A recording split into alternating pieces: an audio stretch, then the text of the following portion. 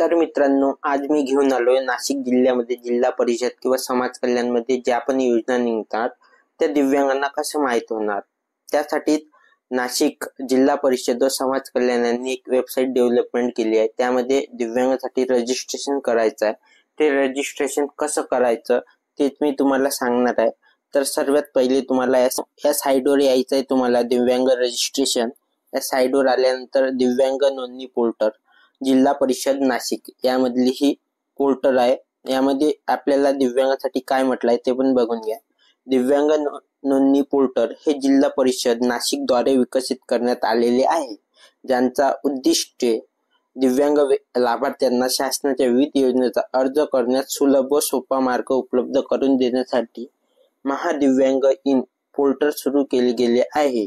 आपण दिव्यांग असाल किंवा आपल्या जवळील कोणी दिव्यांग असेल तर त्यांची नोंदणीसाठी अर्ज करू शकता।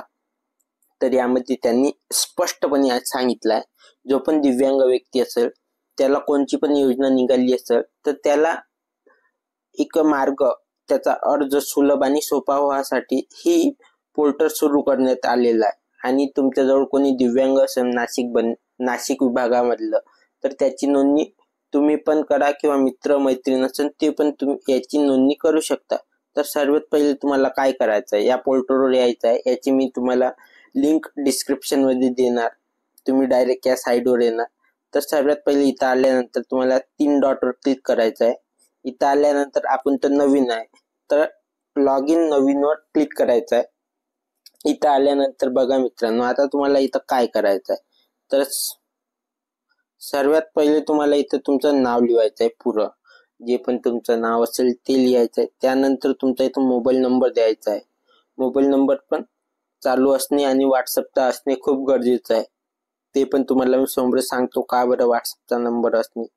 त्यानंतर मित्रांनो इथं काय आहे बघा, ईमेल आयडी पण आपल्याला असणं गरजेचं आहे। त्यानंतर पासवर्ड, एक स्ट्रॉंग पासवर्ड ठेवायचा आहे।